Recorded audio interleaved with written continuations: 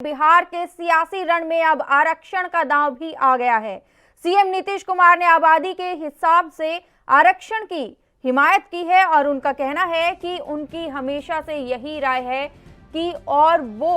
इस पर कायम है कि जातियों को उनकी आबादी के हिसाब से ही आरक्षण मिलना चाहिए। गौरतलब है कि बिहार के रण में पार्टियां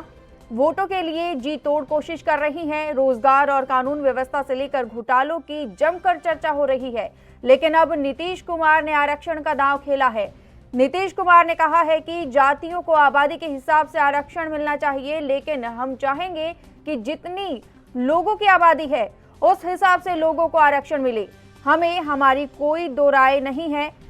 सीएम नीतीश ने ये भी कहा है कि थारू को आरक्षण का फायदा दिलाने के लिए वो सालों से कोशिश कर रहे हैं, तब से वो अटल सरकार में रेल मंत्री थे।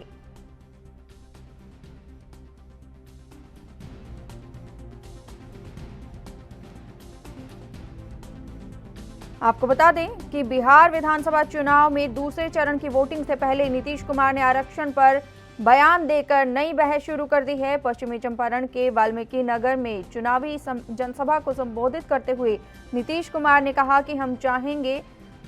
कि जितनी आज़ादी है उसके हिसाब से आरक्षण का प्रावधान होना चाहिए।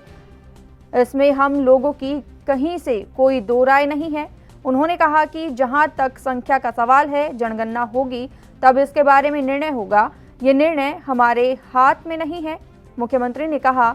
मुझे वोट की चिंता नहीं रहेगी।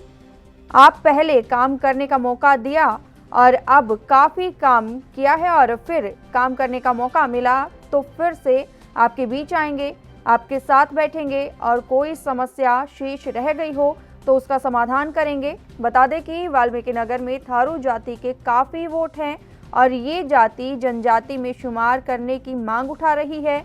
इसी का समर्थन करते हुए नीतीश ने कहा कि जनगणना हम लोगों के हाथ में नहीं है। ज्यादा जानकारी के लिए मिथिलेश मिश्रा हमारे साथ लाइव जुड़ गए हैं। मिथिलेश, आपसे जानना चाहेंगे, बिहार में चुनावी रण जो है वो सज चुका है। पहले चरण की वोटिंग हो गई है। ऐसे में दूसरे चरण की वोटिंग के लिए तमाम जो नेता है वो अपने अपने वायदे जनता तक ला रहे हैं, लुभाने वादे कर रहे हैं। ऐसे में नीतीश कुमार ने भी आरक्षण का दांव खेला है।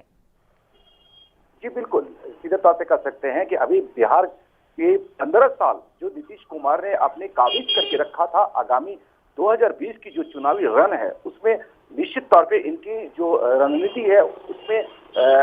ये कहा जा सकता है कि 20 की जो चुनावी रणनीति है अभी भी काबिज करने की प्रयास रहेगा। इन तमाम अगर पहलुओं पर नजर रखें तो आरक्षण की बात करते हुए साथ साथ में ये आपकी बार 43 सीटों पर उम्मीदवारों को उतारा और इसके लिए खास करके ये कहा जा सकता है कि बिहार की राजनीति में आपकी बार जदयू की जो प्रतिष्ठा दांव पे लगी है उसमें सबसे अहम रोल कहा जा सकता है खास करके नीतीश कुमार का। अभी 43 सीट जो उनके उम्मीदवारों के जो खड़े हैं उनमें सबसे अहम रोल खास करके प्रथम चरण और तृतीय चरण के बीच की कहानी, यानी कि सबसे ज्यादा उम्मीदवार अगर देखा जाए तो 43 सीटों पर अब की बार जदयू ने अपने उतारा है और उनके जो शीर्ष के नेता खासकर नीतीश कुमार जी वे सीधे तौर पे अपने हर एक पहलुओं पर अपने उम्मीदवार को अपनी जीत सुनिश्चित कराने के लिए तमाम अपनी रणनीति उतार चुके हैं। वाल्मीकि नगर में जिस तरीके से उन्होंने अपनी शब्द की बाण को छेड़ा है और जिस तरीके से उन्होंने अपने खास करके वोटर को लुभाने की बातें कही है और आरक्षण पर जो अपनी तंज कसा है उससे निश्चित तौर पे ये कहा जा सकता है कि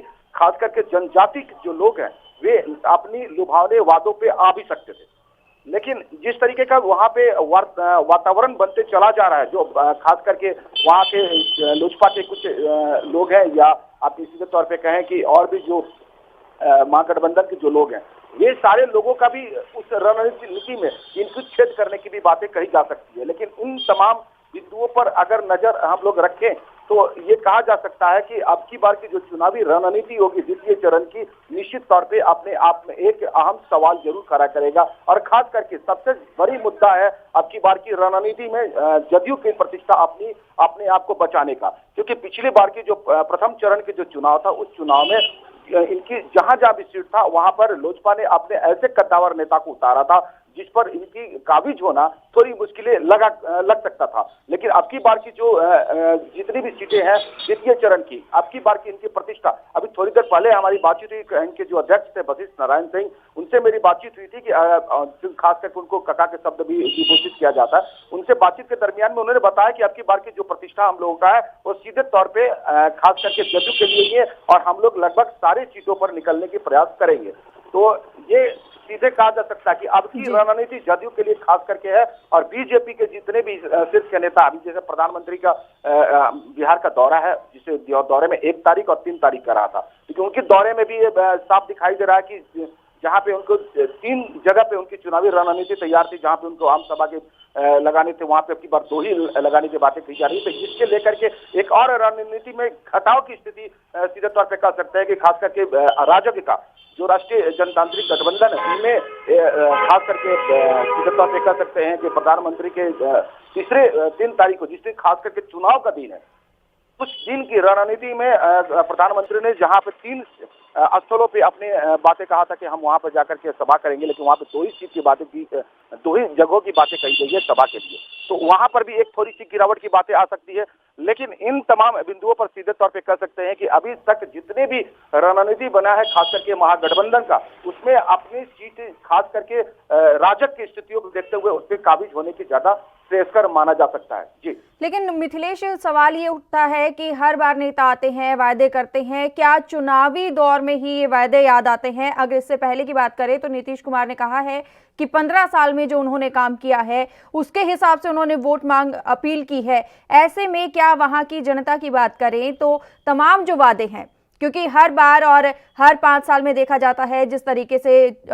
वोट अपील की जाती है, वादे बहुत किए जाते हैं, लेकिन वो वादे इतने पूरे नहीं हो पाते हैं।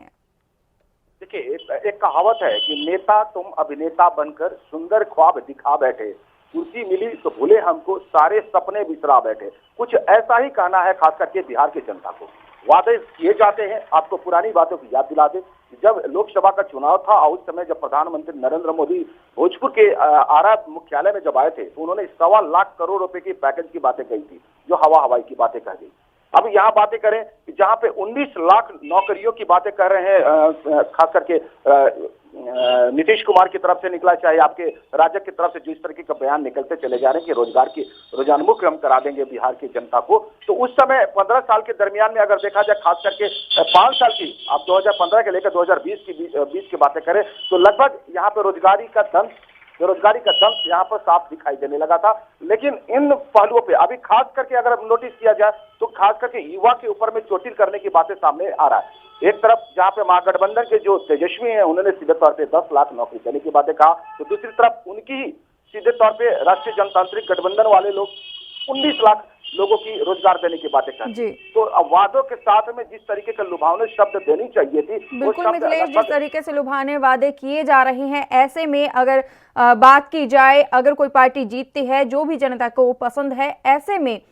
सवाल ये उठता है कि वादे किस हद तक पूरे किए जा सकते हैं। बहुत बहुत धन्यवाद हमारे साथ जुड़ने के लिए, और ये तमाम जानकारी देने के लिए। देश दुनिया की खबरों के लिए ANB न्यूज को सब्सक्राइब करें और बेल आइकन दबाएं।